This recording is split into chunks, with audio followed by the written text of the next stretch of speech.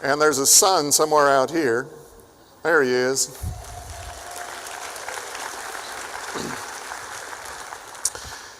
We move now. I guess I'm using this one, so I'm going to lower this one, but you guys will have to put it back in place. We move now to the Episcopal Address, and this is basically where we reflect on kind of where we are, and it's my reporting to you about some of our work together for this last year, and then about what we're going to do together and some of the things to come.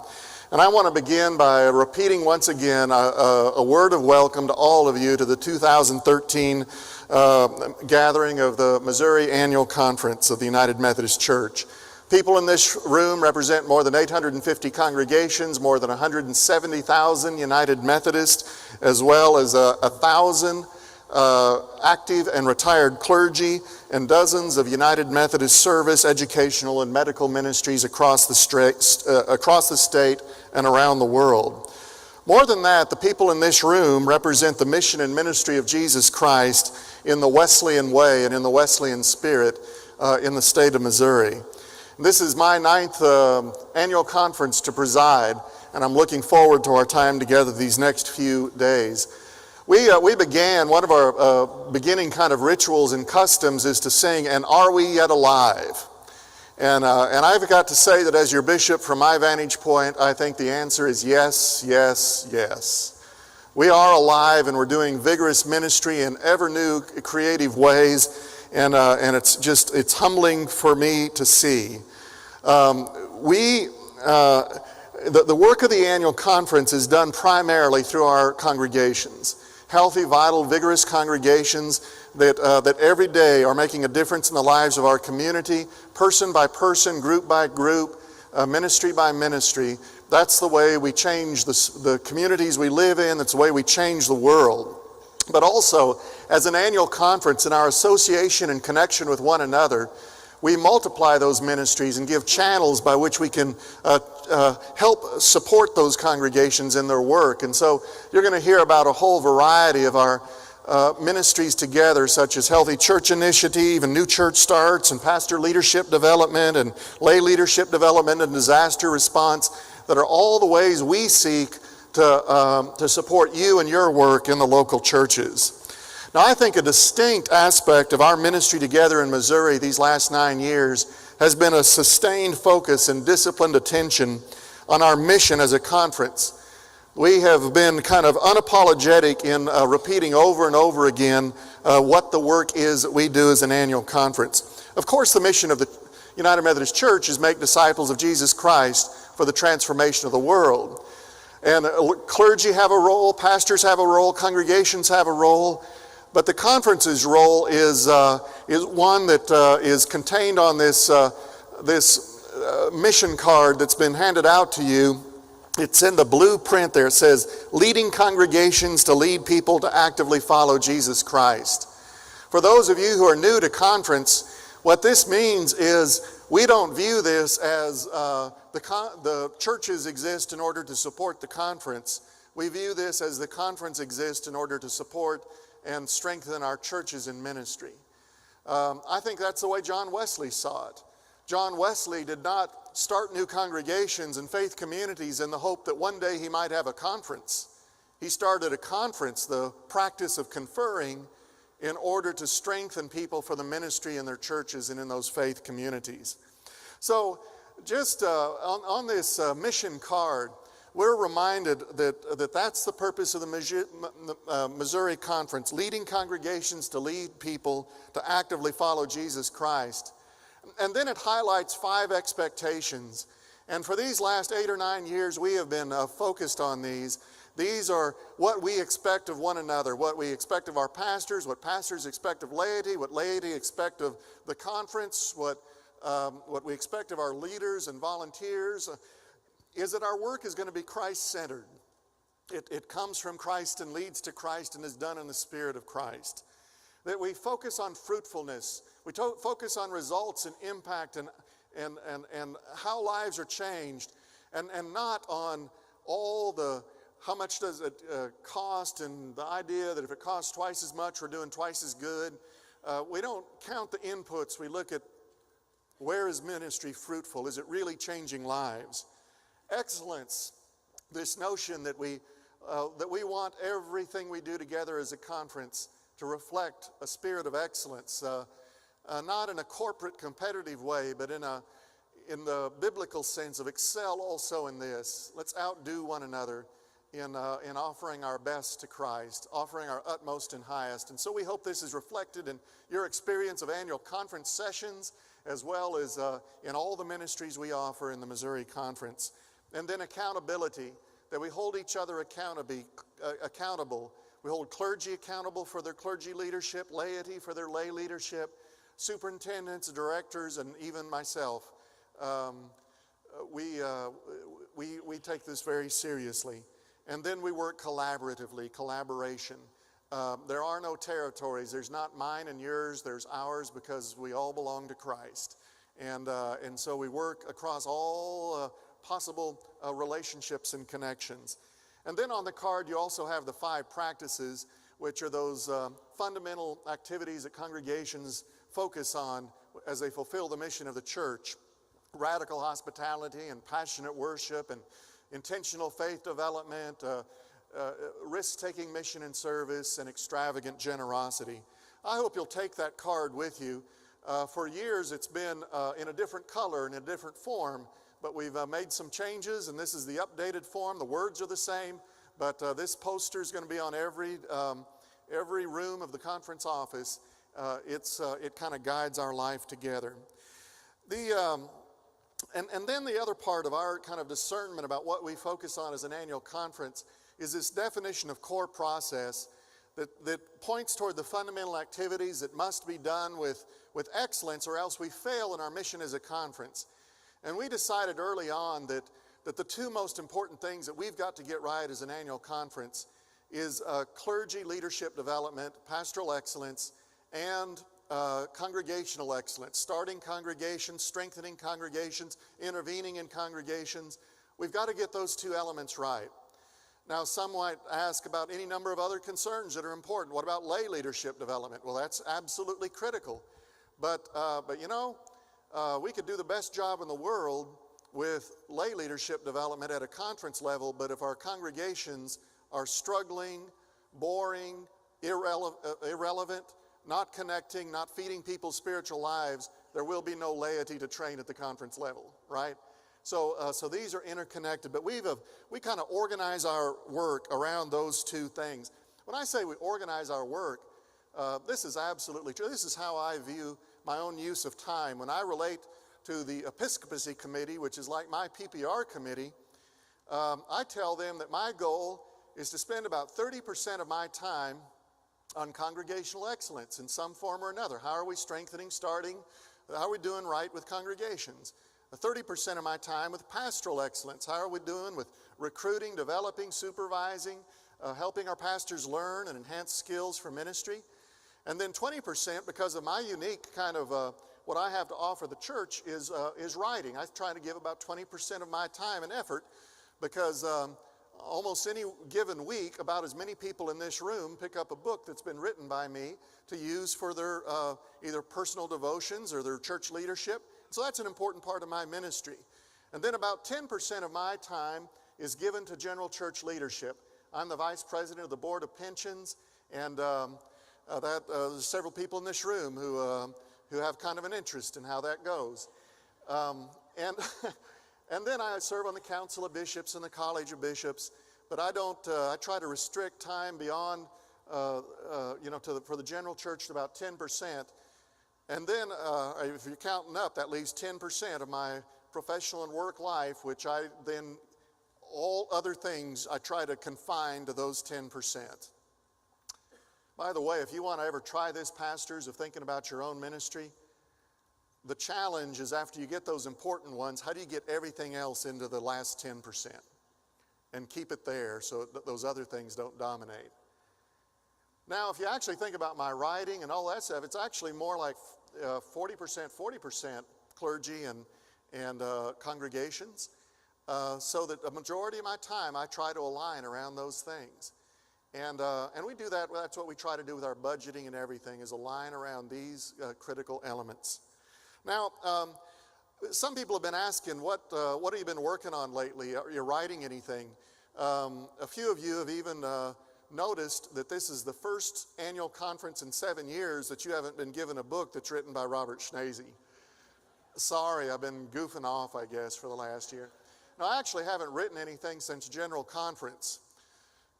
I'm not sure if there's a connection between... But I've got something I'm working on now, which is actually going to be one of the only resources ever kind of written to focus on how you change conferences, of how you bring change about in conferences. And so tentatively, I'm talking about different levers. Use the word lever. A lever is something that that maximizes and multiplies the work by doing, if you get this right, it multiplies the impact and result out there. And so there are 7 levers that are missional strategies for annual conferences that I think there are things we're working on in this conference, and I'm going to be trying to get my mind around about how to communicate that in ways that might be helpful to others, kind of bring other people into our workshop and say, this is what we've learned, this is what we're working on. You're invited to try it your own way. And the first of those levers that I'm proud of the way we're doing these things in Missouri, first of those levers is a strategy for clergy peer learning. A strategy for clergy peer learning. Clergy, there are countless studies now. Lilly Foundation, Duke Divinity School, Austin Presbyterian Seminary, Texas Methodist Foundation, Lewis Leadership, all that point to the fact that clergy learn best in clergy peer groups. They learn best from other clergy. I heard someone say, the worst clergy peer learning group affects clergy more than the best workshop. And so our expression of this in this conference has been pastor leadership development, as well as a host of other kind of initiatives that we've had that more than 90% of our full-time clergy have availed themselves of in recent years. And I don't know if this will turn around the decline in the United Methodist Church in Missouri, but I cannot imagine turning around the decline unless there's a way of having a scalable, effective, mission-focused learning experience for clergy on an ongoing basis. And so that's one of the levers that we're using in this conference. A second is a strategy for congregational intervention. For us, it's a Healthy Church Initiative. It's a way of kind of outsiders stepping into the midst of a healthy congregation and giving a perspective that helps that congregation move from maybe some sense of complacency or stuckness into a greater sense of vibrancy and a renewed sense of purpose. And we've had over 100 of our congregations go through this experience. And it takes great courage on behalf of the pastors, on behalf of the laity of the church, to invite this in. But we've seen outstanding results. And again, with 15-20% of our churches are growing very well. 10 or 15% are really struggling on the other end. And in the middle are just a lot of healthy congregations that need just a repurposing, a reconsideration of their mission, a revitalization. And that's where this kind of intervention process is so important. A third strategy is a strategy for starting new congregations. The usual bottlenecks for starting new congregations is a limitation of money, a limitation of the right personnel, the kind of personality that it takes to start a new congregation, and limitations sometimes from the attitudes of area congregations who like the idea of new congregations in general, but kind of not in my backyard, not close to me where it's a threat to my ministry or something like that. Well, new congregations usually do not interrupt whatever pattern an existing congregation around it is on. And I'm glad to say that in Missouri, we've developed several strategies for how we get the financial resources to start new congregations, and then strategies for how to recruit and develop the personnel. And I'm glad to say that we don't struggle as much as most conferences on that resistance of area congregations to starting new congregations. As you'll hear in some of the later statistics that are going to be given, an extraordinary number of those 81,000 people that attend worship in Missouri every weekend are in our new congregations. And we're going to have to continue to feed that and help that to thrive. We need a robust system for doing that. And then a strategy for cultivating clergy excellence, of changing that default from, if you've done all the paperwork and you've done nothing egregious, you'll be credentialed, to a default of, you may not be credentialed unless you show extraordinary fruitfulness for ministry. So the whole clergy process of how we identify and provoke and stimulate the call to ministry and people of all different ages, and how do we cultivate people as they grow in ministry. And then a strategy for reconfiguring the conference sessions. You're experiencing that right now. There was a time when most of our annual conference sessions was one report after another, and then often lengthy debates about structures and finances and things like that. And what we've tried to do is fundamentally change the nature of annual conference so that it's a high-quality learning event, so that it is a high-quality worship that inspires and stimulates ministry, and that binds us to one another, and that sends us out equipped and confident about our mission, clear about our mission and confident about our future. And then a strategy for creating technically elegant governance systems. We have one of the most streamlined annual conferences in the United States in terms of the numbers of personnel that work and the kind of work that and how focused their work is. We continue to work on this to increase that even more. But there's just excellent communication between the different departments that lead us to in our mission of leading congregations to lead people to actively follow Jesus Christ. There's no territoriality, there's great cooperation and collaboration, and all the directors are involved one way or the other in all of our main and central ministries. And then a strategy for missionally aligned budgeting. As I said earlier, that I even kind of organize my time about those central critical priorities. Also, every year we make our very best effort to, as much of the budget that we have any control over, to align it toward those same things, so that every dollar has a mission. Every dollar has a mission, and we're held accountable for it, and it's helping further those critical elements of our time, of our work together. Now, what's been the results and outcome of this kind of focus? I'm proud to say that 2012, our most recent, completed year, we had an increase in attendance of about 734 people in average attendance across the state. Now, that makes 4 years out of the last 8 years that we've had an increase in attendance. And what makes that number rather phenomenal is those are the only 4 years in more than 60 years. Okay? Since the year 2000, our overall attendance has declined about 5%, about 5.4% in the Missouri Conference. So we've got 4 years out of 12, we're up, 8 down, down about 5%, 5.4%. That compared to 12.4%, which has been the decline of our neighboring conferences and the other conferences average in the United States. Now, that's nothing to high-five each other about, to say we're declining a little slower than all the rest. But what it does mean is some of our efforts are making a difference. That our attention to these critical levers and these strategies are really making a difference. Also, our number of professions of faith in 2012 are up 411 over the previous year. That's 411 more professions of faith than I think about the 3,200 or so that were the year before. So that's a significant, I always say, membership is a photograph of your past. Attendance is a photograph of your present, and so professions of faith is a photograph of your future. And then 2012, our apportionment giving was up an extraordinary 3.6%. That shows a level of generosity on part of our churches. It is just amazing. And we're doing well this year. You'll hear in the financial report tomorrow. But right now, where we are in 2013, puts us ahead of any conference year for the Missouri Conference going back as far as we can find. Check it in the books.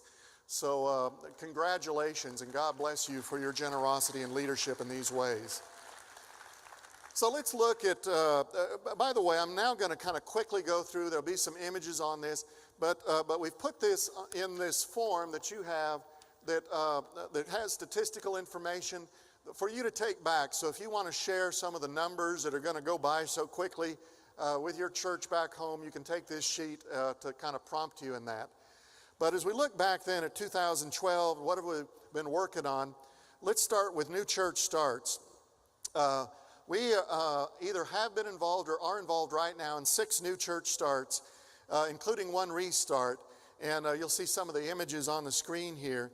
This continues to require our best and highest efforts as we think about how to reach different aspects and different elements of the growing population around us with new church starts. I think we got one more there.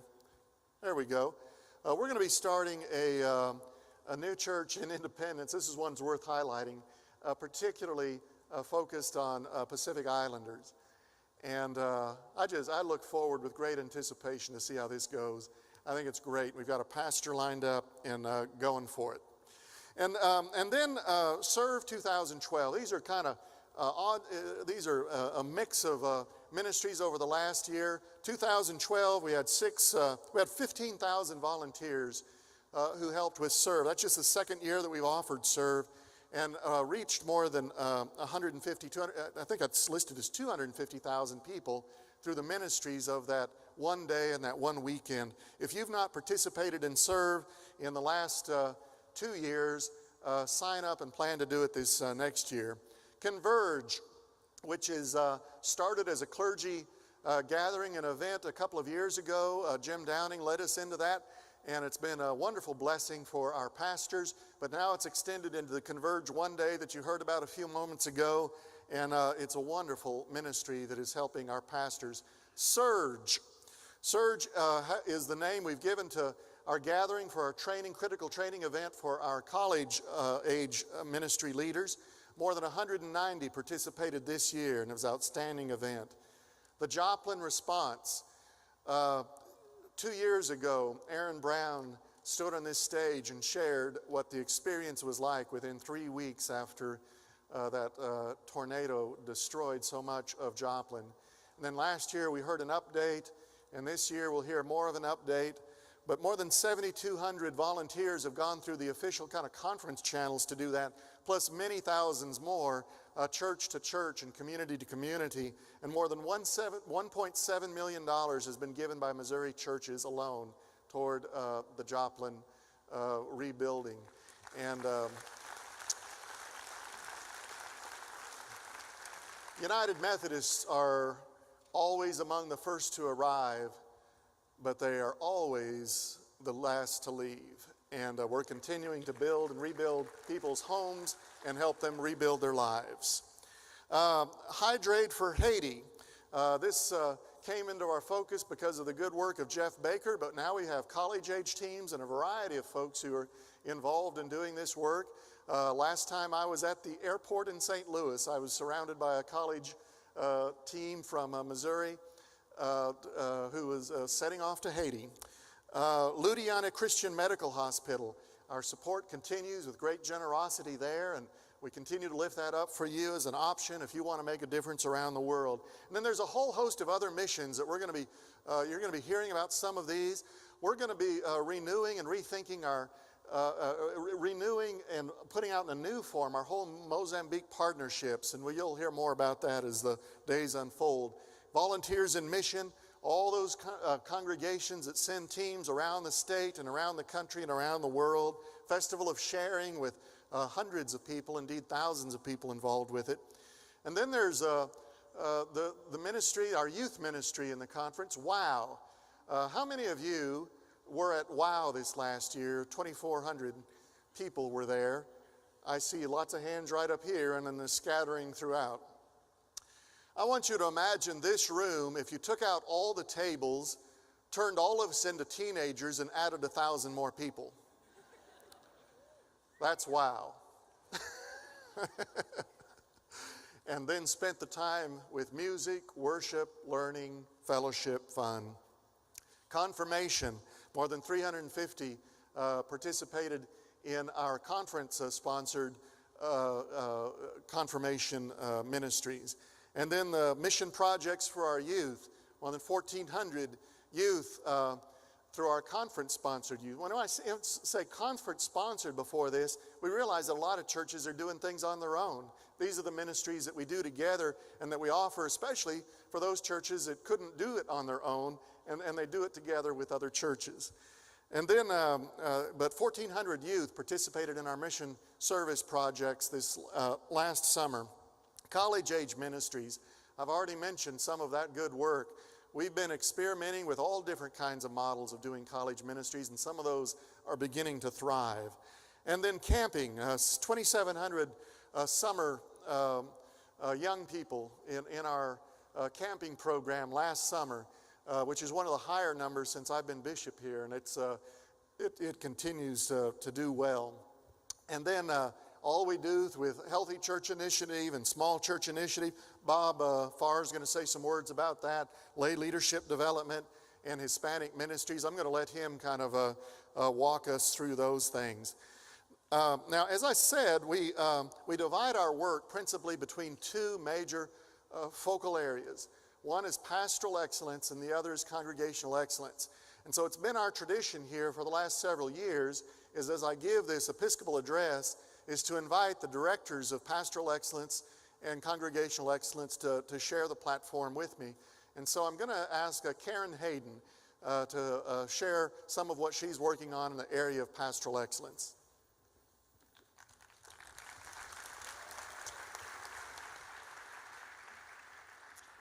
It continues to be my privilege and joy to work with pastors in the Center for Pastoral Excellence, and I give thanks to Jenny Gregg, our assistant in that area. As the Director of Pastoral Excellence, I was recently at a day of prayer in Liberty, Missouri, and had one of those delightful moments in my role. In preparation for their new pastor, the church is spending a significant time, intentional time, in prayer for Alan and his wife. I celebrate that intention as congregation and the laity recognize their place in supporting the wholeness and fullness of their pastor. We celebrate all persons in their understanding of call. When people get their why am I here, their call as God's people. The Missouri Conference celebrates the culture of call of all Christians called to ministry. It's a beautiful thing to see churches encouraging persons to join in leadership so that they might simply see what God might have in store for them in their church and in the world. I know, and we know, that churches do that in a variety of ways, but I want us to stop and hear for a minute how Woods Chapel does that.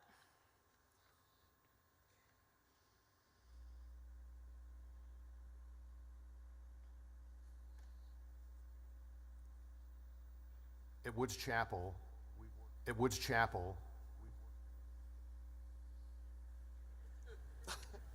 Chapel, we've worked hard on creating a culture of call because we do believe that all Christians are called to ministry.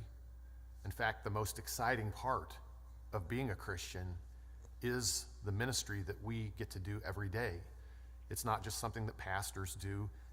All Christians have a chance to be the caring hands and feet of Jesus. We have trained our staff to be looking for people that are interested, that are moving in that direction. We encourage those folks to read books that we're reading, to read books on leadership, to read books about faith, to read The Christian as Minister, and to believe in themselves. We actively spend time with people, helping them to see in themselves what we see in them. And what they are finding over and over again is that when they believe enough to let God speak through them and lead them, they are finding a joy and a fulfillment that they had never known. Did you catch what church that was? That could be your church. Our conference has adopted the Hannah Project, found in more detail on the calltoministry.org website.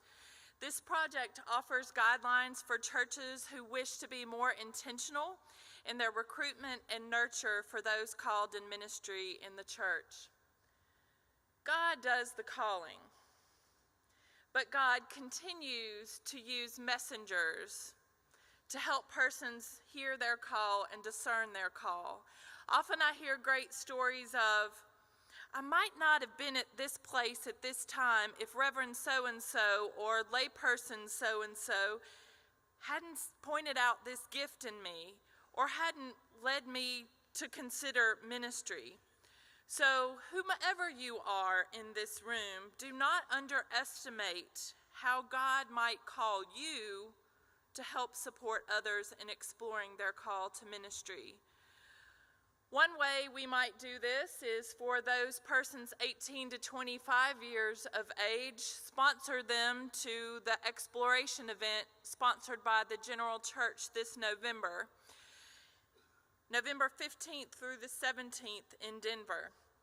For those who wish to go, you register for the event, and we will be offering information later. We plan to take a bus for those persons 18 to 25 who wish to be a part of this event going from Missouri.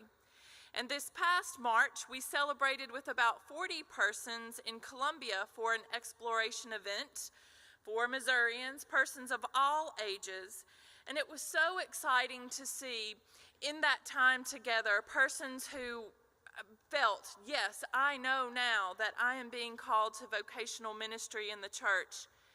And we even celebrate those who go through an event such as this and say, thank you for this event, but I'm going to diligently stop to consider my role in the local church as a layperson. But for those persons who come forward and say, I wish to be a certified candidate in ministry, the Missouri Conference now holds 2 candidacy summit retreats. This year they are August the 1st through the 3rd and January the 17th, 2014. This is a process, a retreat that we have developed, a process of group mentoring and discernment, worship together, times when people can ask questions and hear questions they never would have thought to ask if it weren't for those that are around them. And I give thanks to our mentors who give time to this, as well as our Call Culture Commission that makes all of this possible. The Missouri Foundation continues to give generously and fund an opportunity for 3 Missouri candidates that are from Missouri, in seminary, who choose to place themselves in a summer placement in Missouri ministries. This summer we have 2 persons, Peter Norton and Ashley Kirk, who will be serving or are serving at Blue Springs First and at the Gathering this summer. And we are excited to see what God has in store for these ministries with these persons already. And I've been told that in some cases we're not letting these people leave at the end of the summer. So we're excited for what's already begun there. As Bishop Schnase talked about social media guidelines in the clergy session earlier, I often say that I use social media as a tool. Sometimes I speed through updates and smile and laugh when I'm looking at them, and other times I'm frozen and inspired by what someone has written and just stop. Recently, a simple posting by David Owsley caused me to stop. He asked, "Who is in your prayer circle?" I began thinking of all the people that I pray for regularly. And then I thought of all the people that I count on, that I entrust to pray for me and hold me accountable. Who holds you accountable in your ministry, whatever that might be? Who do you turn to learn from, to study with? That becomes really important this year as we think of the pastoral leadership development curriculum.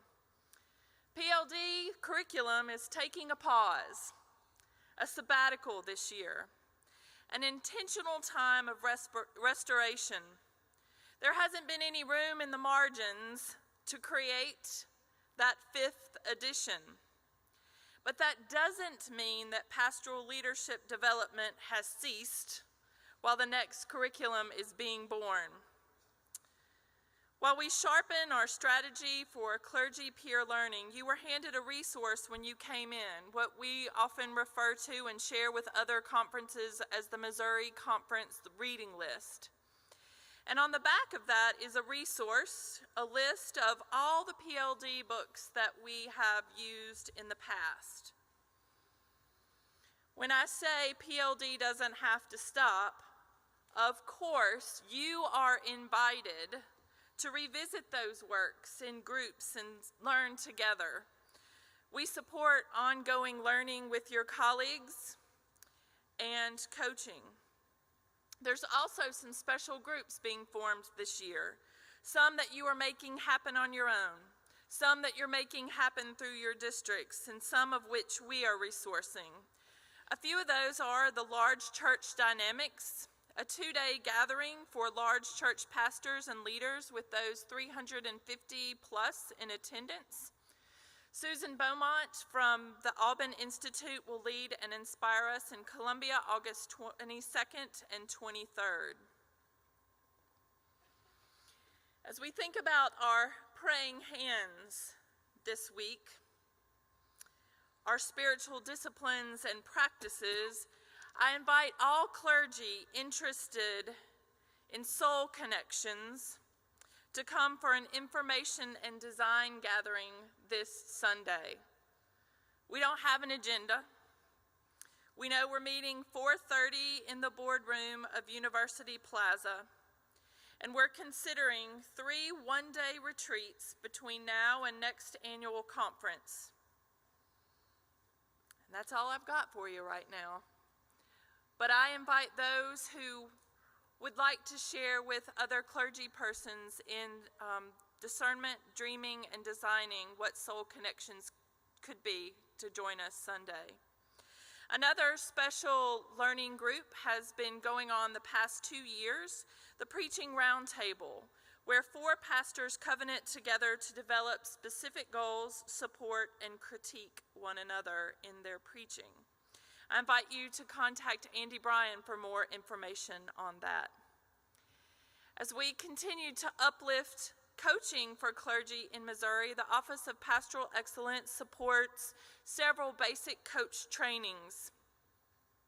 Persons interested in taking the next step, whether or not you want to be a certified coach for Missouri or you just want to learn more, I invite you to look at the PCT Professional Coach Training, August 6th through 8th, or talk to Kay Cotan. And we are hoping to offset this event so that we can support a group who wants to move to the next level in coaching.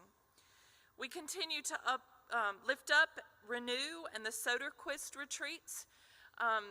If you haven't heard of this, but you've heard of persons who have gone off on retreat, whether it's a clergy and their spouse or those unmarried clergy, to some really cool retreat centers where you're able to renew and fellowship, this might be what they're talking about. And I encourage you to look at those dates and places found on our website for Soderquist. As already mentioned, our office continues to plan our fall around Converge events, and we hope to see you in St. Louis in September, as well as all clergy and laity at the one-day event in January in Columbia. Finally, related to pastoral excellence, in partnership with college, age, and youth ministries, the Center for Pastoral Excellence gives thanks for all congregations who reach out to college-age persons. There is no way that we could count all of the churches that do that. We have a resource list of some of the ones that do, but I know there are different ways that you do that, and we give thanks. The Healthy College Age Ministry team continues to offer its resources to those who are just beginning to think about how can we have a class for college age people this summer, or those who have been long time in college age ministry. Know that our team is there to resource and support you. The Congregational Development Team recognizes 11 ministries this year for grants given in the amount of $297,000 who are doing greater college-age ministry in our conference. I do this each year, but I don't feel like I can stop doing it. As I close, I want to remind all of us of our connections. In order to eliminate the slow fade or the finish line of young persons in the United Methodist Church in our conference, and I do believe we can eliminate that slow fade, we have to connect our graduating seniors to the communities they might move. I don't tell people very often you have to do something, but we have to do this. We have excellent college-age ministries around the state. We do our best to offer the contacts of where those are on the website, and you can call Bev or you can call Karen and ask us. But help make those connections happen.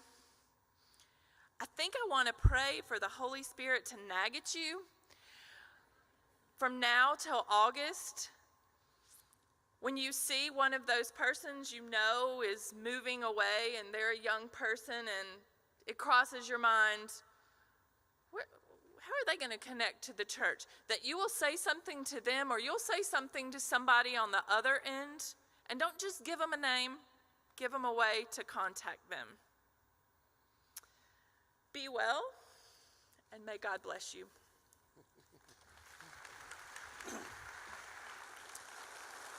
Thank you, Karen. Karen is a blessing to us in so many ways, and the influence of her ministry has been felt across our annual conference, and so thank you for all the good work you do.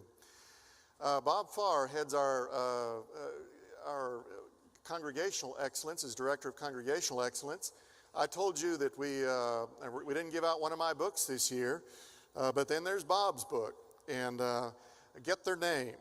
And Bob's, he's spoken in many of your churches, met with many of the laity and clergy of the conference over the years. He needs very little introduction, but what I like about this, the book and the title, is it captures just the ground level practicality of how you do this ministry. And that's kind of Bob's greatest expertise, is how he stimulates us toward that. So we look forward, Bob, to your report on congregational excellence.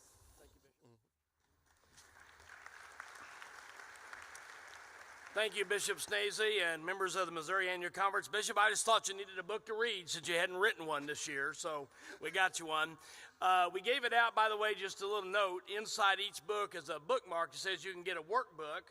It's meant for small group studies. Our hope is that our laity and clergy alike will take this book and learn how to do, and this is a word we're all scared of, to do personal evangelism without being weird.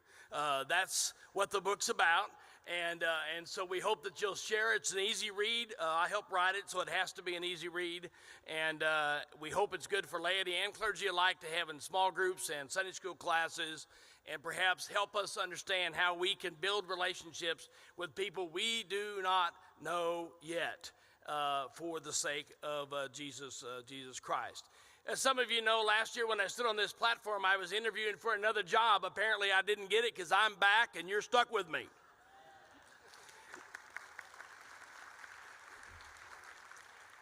I do want to say thank you to our conference staff, to Bishop Schnase for allowing me this position. For Tammy Calcote, I'd show some appreciation for her. She's my administrative assistant who runs the place, and then I sort of show up and appreciate Tammy's work.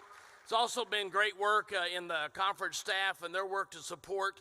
I'm kind of the field agent, and they just keep helping me let that happen, and just appreciate Karen and Kendall and all the folks that help make that happen in our conference office. Sherry and Jeff Baker. It's just been a great team to work with. As the bishop said, we collaborate. We actually have a good deal of fun together and have a good time. And friends, if you're not having fun doing this, I don't know what you're doing. I think if you're having fun, you're doing what God needs you to be doing as you're out in the kingdom. So I just want to give good thanks for all of that and the pleasure to serve on your behalf in the Missouri Conference.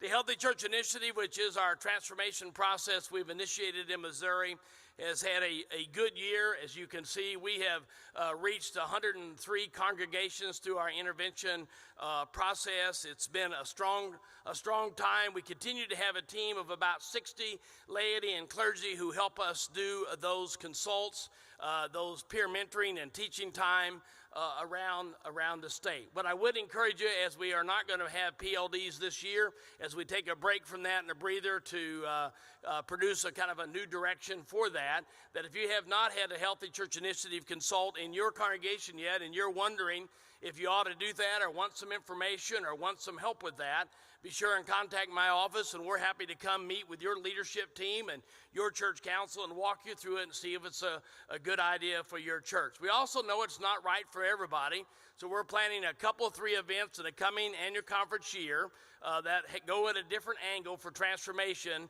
and you'll be getting some invitations from our office. Invite to see if these other couple of processes would be helpful for your congregation to be more focused on the mission field and find the vitality that you need. But do not hesitate to call our office if you would like to have that visit at your church to talk about what would it look like for your church to have a Healthy Church Initiative consult in your mission field. It's been my privilege to be in about 120 congregations in Missouri. I've preached in 35 pulpits in Missouri, plus around the United States. It's just been a great privilege to be around doing the transformation. The Healthy Church Initiative, as some of you know, has grown way beyond our own walls. It is now in some 30 annual conferences across America. We've done 7 trainings and annual conferences beyond ourselves this year, and led 3 training consults and 3 different annual conferences, and have about 4 or 5 scheduled as well. I've done them, and a variety of other people from Missouri. So what we're doing in Missouri is we learn not every Healthy Church Initiative is successful. We know that. The lion's share of them are, but some of them don't work, and it is really hard work, as some of you know. And the bishop is right. It takes some moral courage to look in the mirror, pull out all the drawers and see, what are we doing right, what are we doing wrong, what could we do to improve. But we're finding that other annual conferences are modeling the same model that we are, and we're helping lead the way across the nation for transformation, and that is exciting. Along with that, we added some training events this year. I'm not going to list them all, of a variety of ways that many of your churches participated in, and we had good participation. We also had many district trainings along the way around transformation, and we've done a lot of work this year, Tammy has, with using the new demographic tool that we have through Mission Insight. Just a side note, if you would like to have some help, we have a new tool through Mission Insight for new move-ins in your community that costs 6 cents a name.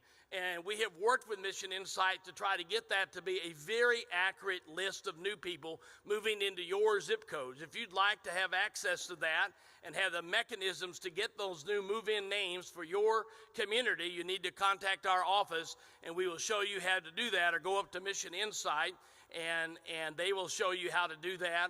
It is 6 cents a name, but that is about the cheapest thing you could find. And our hope is that it's far more accurate than it has been in the past when you kind of bought new move-in lists that often were not as accurate as we'd hoped for. So that's a new tool that's in front of us.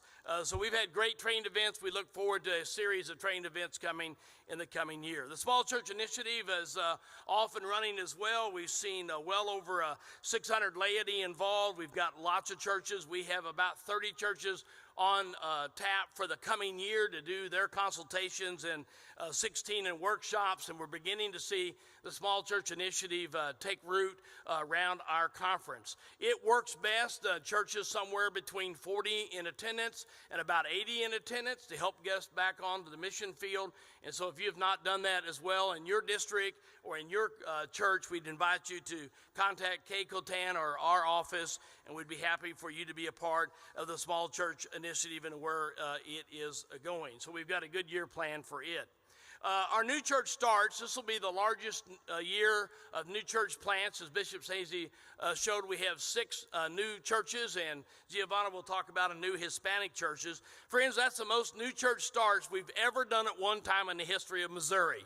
I remember when we did 4 one time, thinking that was a big deal. This year we've got 7.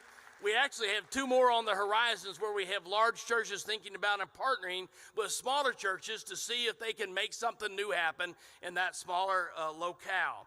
Friends, we're doing 7 churches not because there's more apportionment money, but because these churches have decided they too will invest about half the money along with the conference money to have a new plant, and they're invested in it. And that gives us the ability to double our chances of reaching new people in our new church start.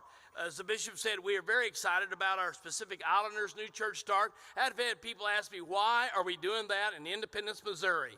Because when we did the demographic study and we walked the neighborhoods, Independence First Church discovered the single largest demographic they have in their neighborhood is Pacific Islanders. We were just not aware of that, about 9,000 residents. And in that group was a group of Tongan folks who are mostly Wesleyan United Methodists. And so we began to look for that pastor. I asked the bishop, where would we come up with one of those pastors? He didn't have any idea because we needed somebody. And we tracked all the way through California, through Cal, through the university, and we went all the way to Hawaii. I volunteered to go out and recruit. He would not let me. I don't understand. And somehow, through the miracle of God, we located a young man and his wife who were already thinking about coming to St. Paul School of Theology. And the same day they had made that decision, I decided, we got his name. We picked the phone up and called him out of the blue and said, would you like to think about coming to Missouri? And he said, oh, by the way, I just happened to be looking at St. Paul School of Theology as where I want to enroll this fall. And we said, this is a good deal. Of course, it's March, and we said, don't come till April, thinking there'd be no snow. And, of course, there was snow the weekend he arrived, and he had never seen snow, in which they're still coming. So that's a good thing as well.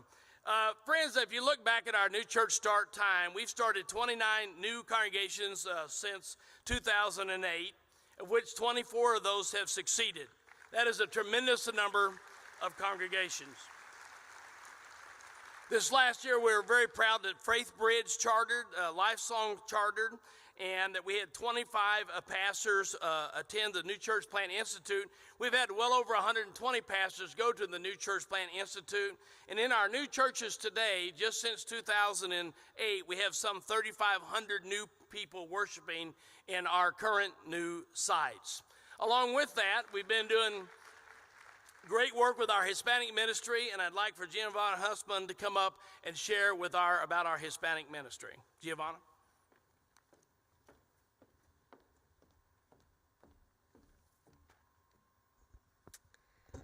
Hello, Missouri Conference. It wasn't long ago that part of my ministry as coordinator of Hispanic ministries involved me sitting with my Hispanic colleagues to translate every single report during annual conference.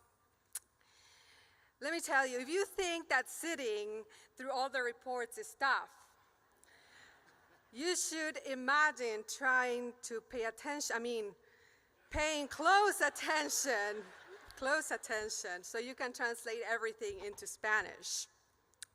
But things have really, really changed over the years, and now the Hispanic pastors have gotten so good at English that now they are correcting my English all the time. It's very annoying, by the way. I can't tell you how proud I am of our Hispanic pastors. Becoming bilingual actually is just the first step of many in our efforts to reach a new generation of Hispanics in our conference. A few years back, actually, we were doing only ministry in Spanish.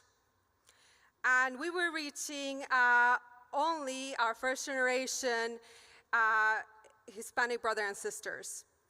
And now what we're trying to do is to look forward to the future, and we're trying to change things so we can reach our second and third generation brothers and sisters, Hispanic brothers and sisters, who grew up in this country and who grew up primarily speaking English and who don't follow a lot of the cultural practices of their parents and grandparents. We're also partnering with congregations throughout Missouri so our pastors, so our Hispanic pastors don't feel alone in their task of planting churches. But like Leah was asking us earlier, what is our number one priority? Our number one priority has become to raise committed disciples of Jesus Christ who are passionate about sharing the gospel and who are willing to serve sacrificially. Our first partnership that clearly represents our first priority happened with Oakton United Methodist Church in Carthage. What started as a basic Hispanic church plant has blossomed into a multi-generation and multicultural, multi-site congregation in both Lamar and Carthage.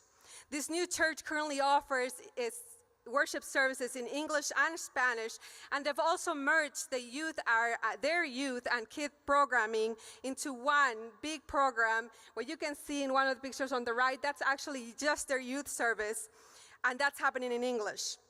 We're doing the same thing in St. Louis by partnering with Concord Trinity, and our hope is to get to the same place that we got in Carthage by merging some of our kids and youth programming and doing it all in English. The same thing is happening in Camino Verdad y Vida in Kansas City, where we're launching an English service and we're offering youth programming in English. And one very exciting thing that's happening in Kansas City is that we're launching a new Hispanic congregation in partnership with Revolution United Methodist Church. We're trying to reach the booming population in Midtown Kansas City and in Kansas City, Kansas. And last but not least, Reverend Mark Mildren is joining efforts with some of the first Hispanic church planters in Missouri, Alma and Fausto Villagrana, to establish a new Hispanic ministry in First United Methodist Church of West Plains. But it doesn't stop there. We're also trying to get our fingernails very, very dirty.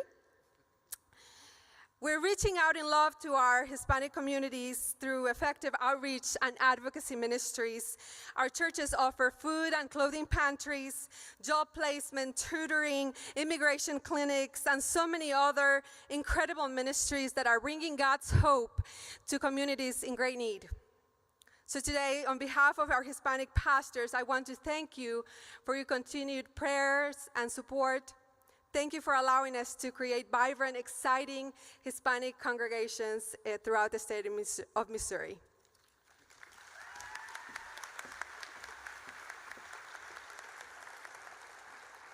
As Genevieve said, they are doing great work, and we're seeing great advances and a change and transition of how we do ministry in our Hispanic ministries. Well over 400 people now worship in our Hispanic churches. We're reaching new children all the time, and as she said, a new start in Kansas City. Giovanna has also initiated the peer learning groups that they're in every month, and we're merging several churches to work on multicultural, so it's great. So at the end of the day, we always ask, or the bishop does, what is the fruit? All the things that we've talked to at this point are inputs, so what is the fruit? What's been exciting about HCI, though it hasn't worked all the time, and you may be in a church that didn't go so well, about 90% of the time it has stopped the decline of the churches that we were in. 37% of the time it's increased their worship attendance. 90% of those churches, their baptisms are up, their professions of faith are up, and we, again, have seen about 3,500 new folks in our new church starts and in our Hispanic ministries. What do our overall results look like in Missouri, our overall fruits in the Missouri Annual Conference? As the bishop has said, we increased again our worship attendance. What he doesn't say is we are the only annual conference that I'm aware of north of Texas north of the south that has grown their worship attendance more than one time in the last 10 years. And that's true about all of our neighbors around us.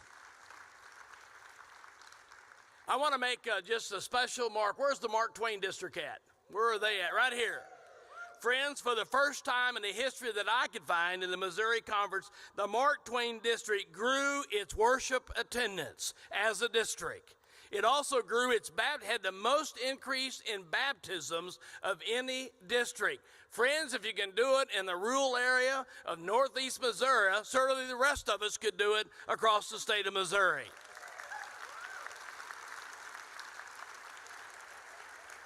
Now, they didn't grow by a lot, but it beats declining every time, and so it's great.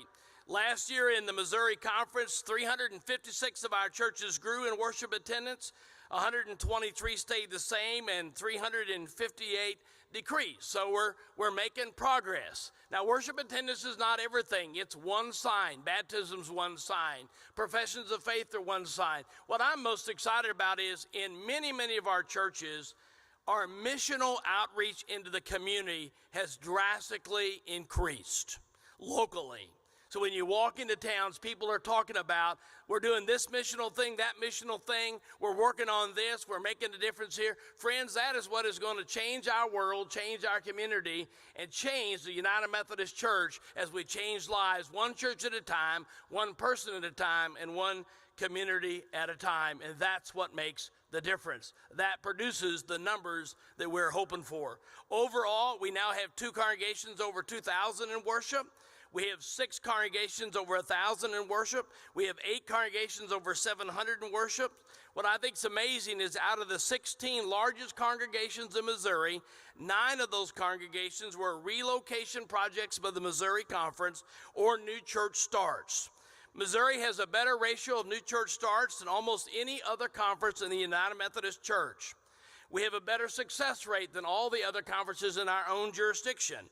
We had 3 church, now not everything's rosy, we had 3 new church start closures this year that didn't work out.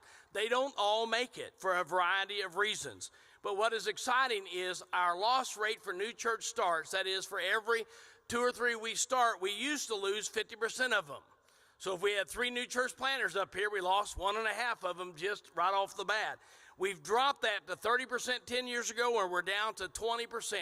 So out of 10 new plants, 2 of them don't make it. It's a big step forward. We probably had the lowest loss rate of any church planting in America. And so I think we're doing some things right, though every time we close a new church start, it is very painful and very hard. Overall, in 35 years of Missouri planting of new church starts, we have 59 congregations that have been started that still exist. They represent over 25% of our total worshiping attendance. 39 of those congregations have been started since 2000. Friend, what I'd say is, where would we be if we hadn't decided 30 years ago that it was important to start new churches in the Missouri Annual Conference? It's my privilege to run around the state and try to stir things up and be in your churches, preach in your churches, and be a part of the great transformation. It's my privilege to be a Missouri Conference person. I am Missouri Conference, and I love it every time I travel a lot across the country and make presentations and then come back, and I'm always glad to say when I'm there, I'm from the Missouri Conference. I am Missouri Annual Conference, proud to be so. Thank you for your support, and thank you for being the Missouri Conference as we know it. We are making a difference for Christ, and we are making a difference in the kingdom of God. Amen? Thank you. Thank you, Bob. Well, friends, that brings us to today, and here we are, praying hands and dirty fingernails, and the theme of annual conference this year. So let's take a few minutes now and talk about what we're going to be doing at annual conference this year. Last year, our theme was louder than before, and it was a special focus on reaching next generations, and especially the youth. And they were heavily involved in planning last year's annual conference. And once we started that, there was no going back. And so they were involved again this year. And so we're going to have a street party this evening. And we hope that you'll avail yourself of that. It was one of the highlights of annual conference last year. Also, in keeping with the theme, hands-on, there's going to be hands-on mission opportunities that are available to you throughout the annual conference. So you can watch a Habitat for Humanity house being built or help out. There are work projects where you can go and serve.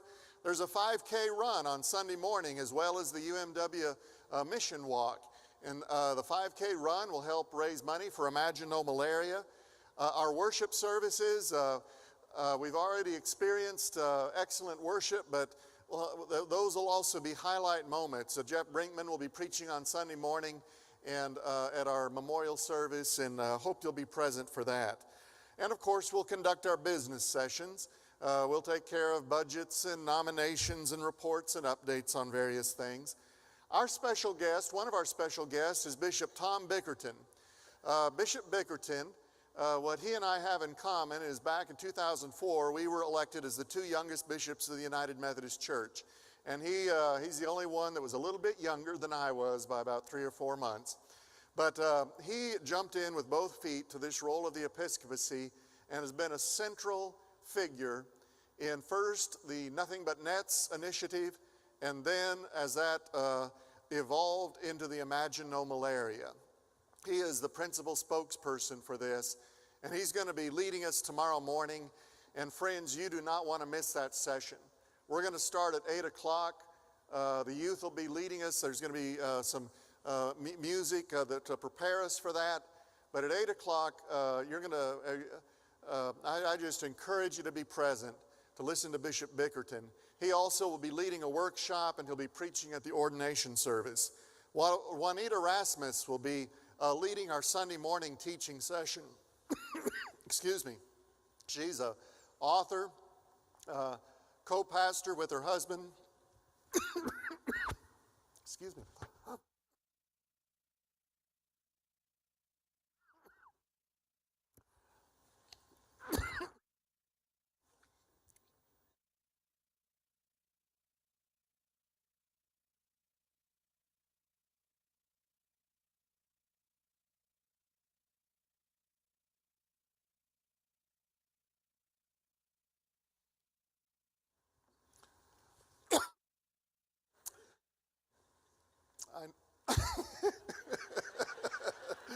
You want me to finish it for you? There you go. Got it? I've learned from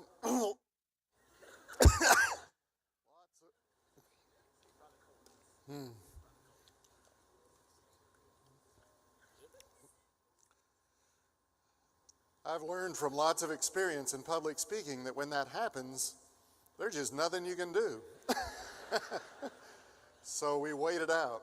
Let's pause for a second, a moment of prayer. Silent prayer. Juanita Rasmus. She and her husband, Rudy Rasmus, were assigned to St. John's United Methodist Church in Houston when it had 9 people.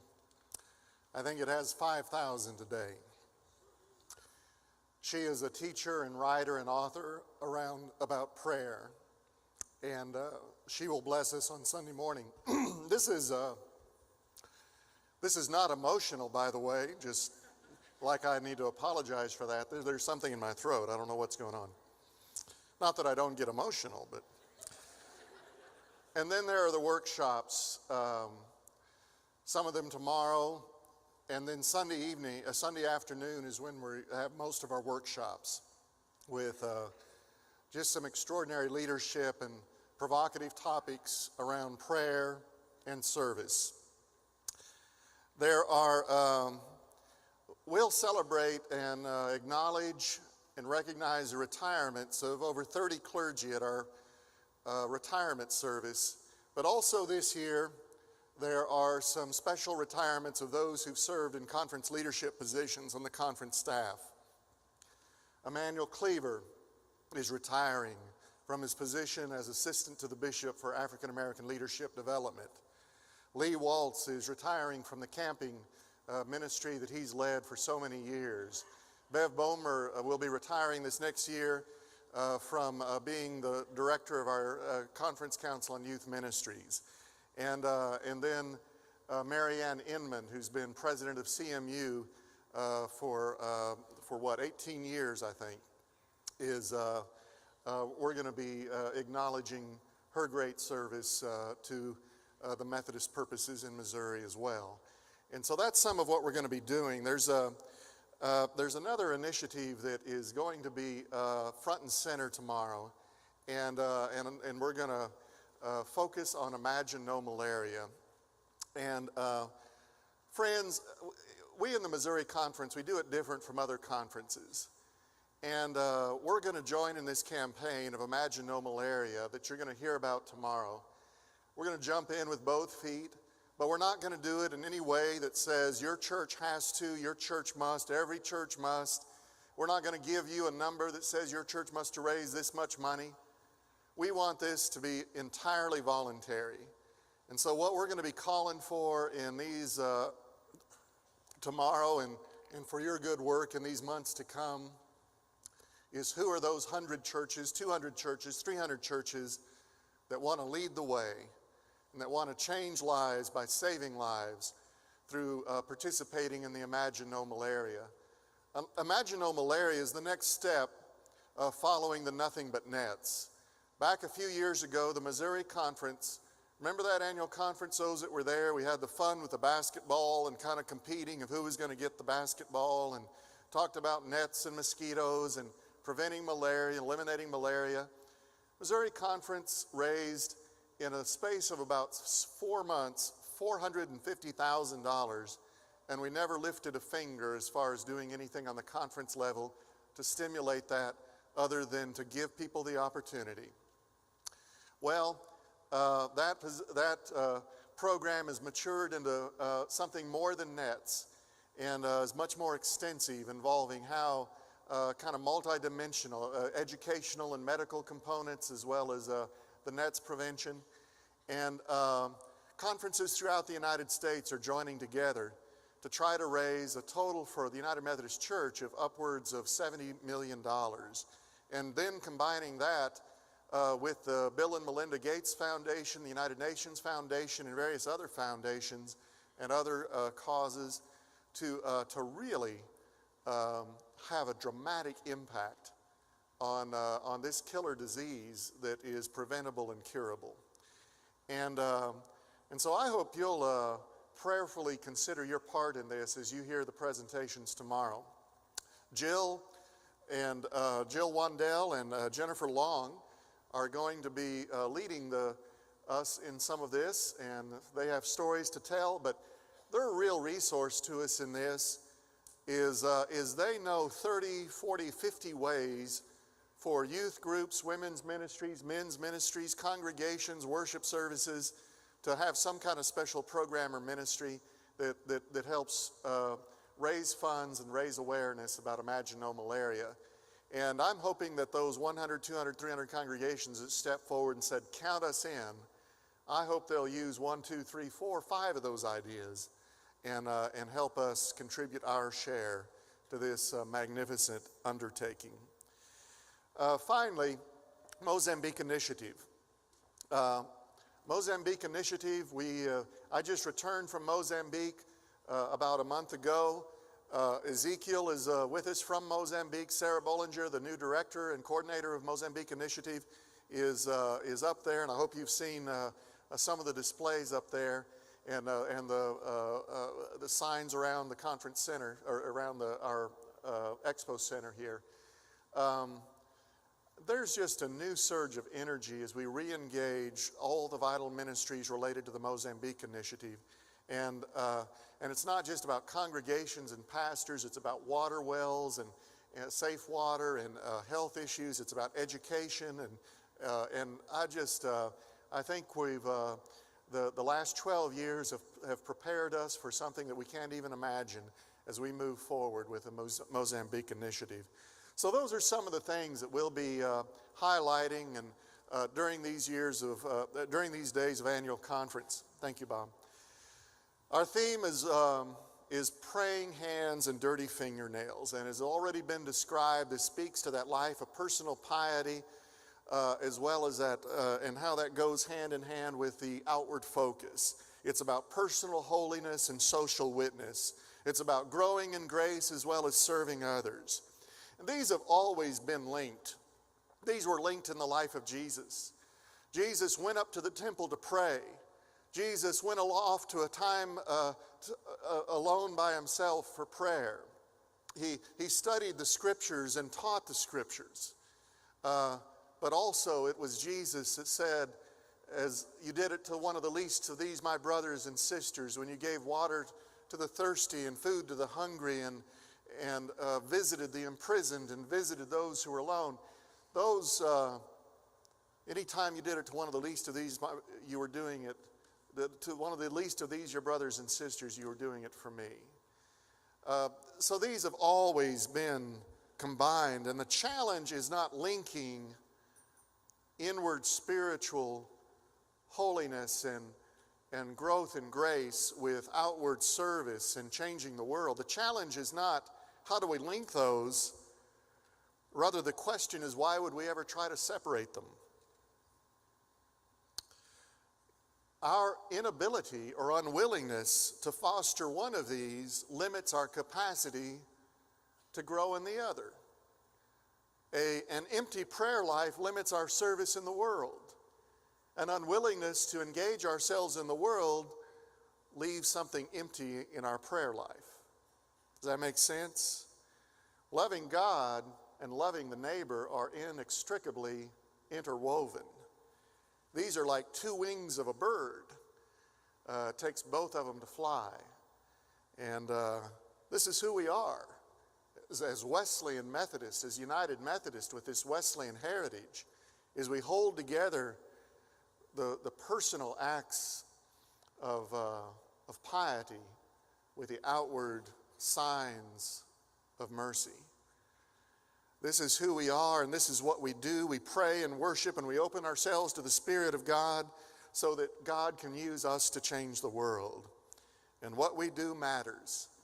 It matters to the persons we serve. It matters to the lives around the world that we are saving. It matters to those who suffer from a lack of fresh water. It matters to those in your community who do not know the grace of the Lord Jesus Christ. So join us. Connect with God during this time at annual conference. And as we connect with one another, help us connect to the world's needs so that God can use us for the purposes for which we've been created. I started with this talk this afternoon by talking about some of the highlights of this last year. And I have to say that one of the greatest highlights for me happened in July last year when I was reassigned to serve as bishop of the Missouri Conference. And it is a joy and privilege.